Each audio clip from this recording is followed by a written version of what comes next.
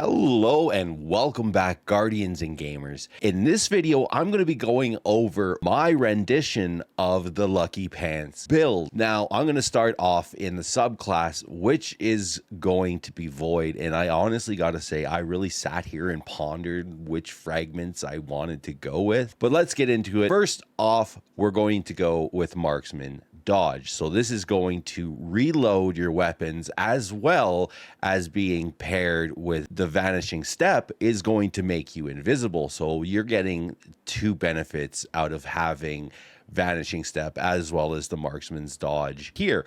Next up, we got with Triple Jump. It's my preference. Up to you guys. You can go with anything else, but Triple Jump on Hunter is always my go-to for everything. Next up, we've got the Snare Bomb. Snare Bomb is also going to make you invisible as long as you don't throw it away. You know, if you throw it away, it's not going to do you much benefit other than suppressing some ads. So the way I use it is actually going to be paired with Trapper's Ambush.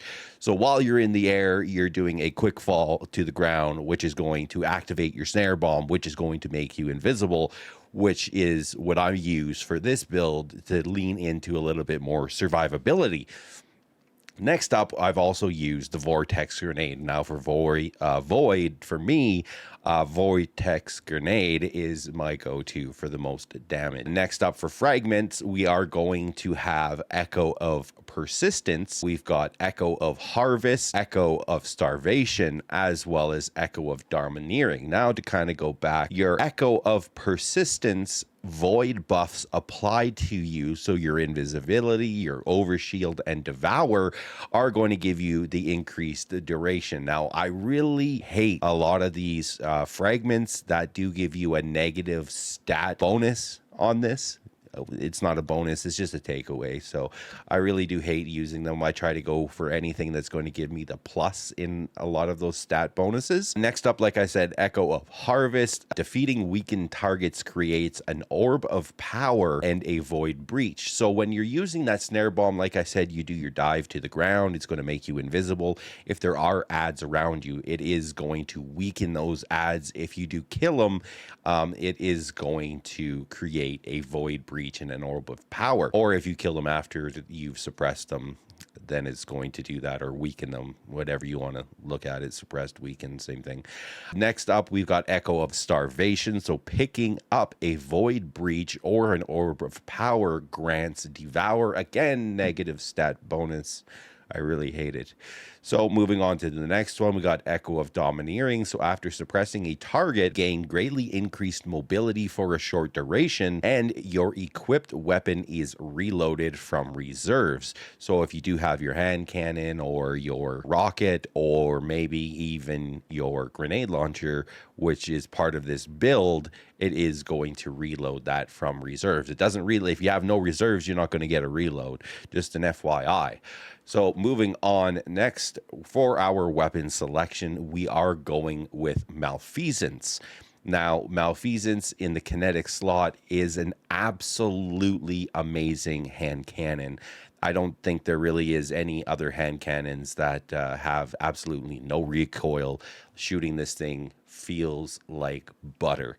Explosive Shadow is the main perk on this exotic weapon. So shoots tainted slugs that burrow into combatants.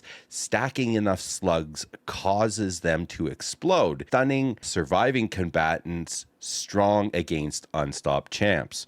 So that is also a heads up, and this weapon is very strong against taken enemies. Next weapon I have gone with, and my selection of grenade launchers has not been the best. So it was actually finding a grenade launcher that kind of met a specific selection of what I was looking for, and this was about the closest. So the Wilder Flight, which is from the Spire of the Watcher dungeon, this has disorienting grenades, auto-loading holster, as well as Vorpal. So the main part of this build is very intense into the DPS meta of what you're going to be able to put out on a boss.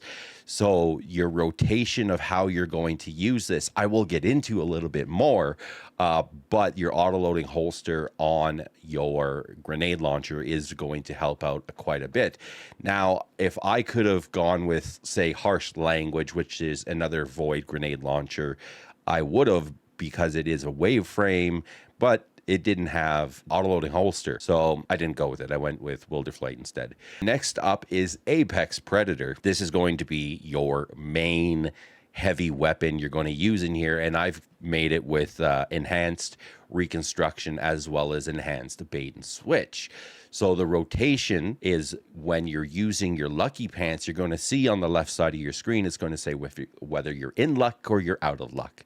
So if you switch to your hand cannon from another weapon, going to pop up in luck, you get off those shots. It's also going to help reload some other weapons like your Wilderflight or your Apex Predator because it's got reconstruction, or your Wilderflight because it's got auto-loading holster. So you switch from this weapon to this weapon to this weapon, and that's giving you your bait and switch, which is going to boost that damage output. Now, moving on over to armor stats. For my headpiece, I've gone with Special Ammo Finder because I wasn't finding ammo. It, just me and my luck of not finding ammo. It's probably everybody's issue. But next one, we've got Ashes to Assets, so gains bonus super energy on grenade kills.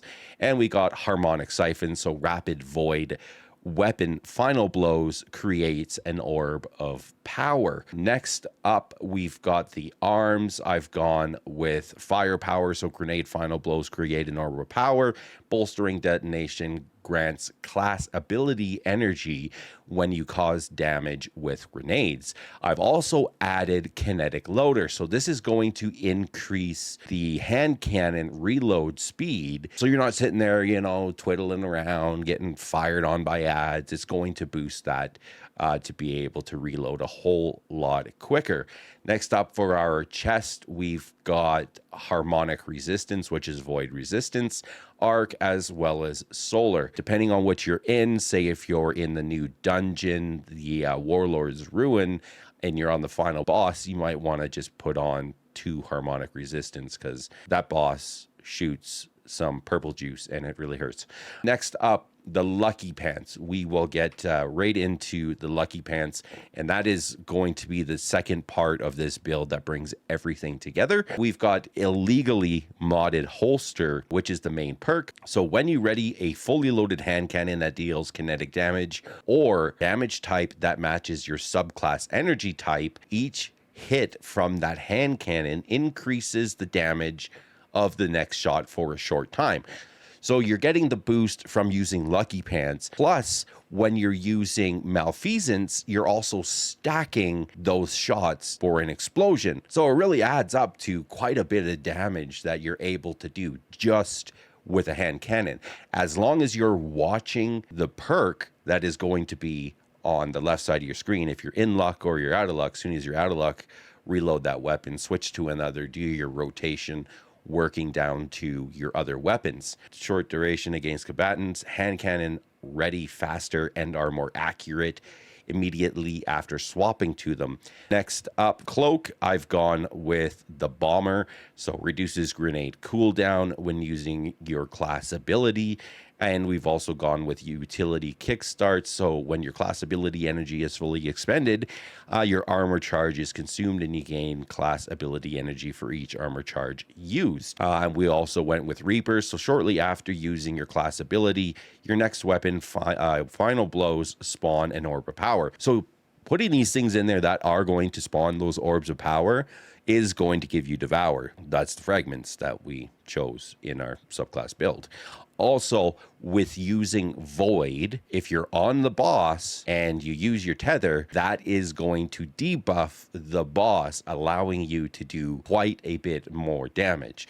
So instead of having div, you can use your tether to debuff the boss, which is absolutely awesome. Next up, the rotation. Like I said, you're going to switch from one weapon to your hand cannon. You're going to see on your screen that you're in luck. Once you're out of luck, you reload the weapon or you dodge, which can make you invis. Using the invis is also going to give you that survivability in whatever encounter you are on. And if you are with a group of people, you can always jump, dive to the ground, make everybody around you invis, which is a benefit for them as well if they're paying attention and they need a little bit of survivability. They won't fire, which will take their invis away immediately. Everybody, if you can do me that favor, hit the like button, hit the subscribe button, come check us out live at youtube.com/@starset7. Love to have you guys. If there's any of the raids, any of the dungeons, exotic content that you are looking to do, the Discord link is right on my page. Everybody leave some comments. Tell me what you think of the build or what you think of my rendition or some things that I could change about it. Love to have your feedback. Until next time, everybody be safe and take care.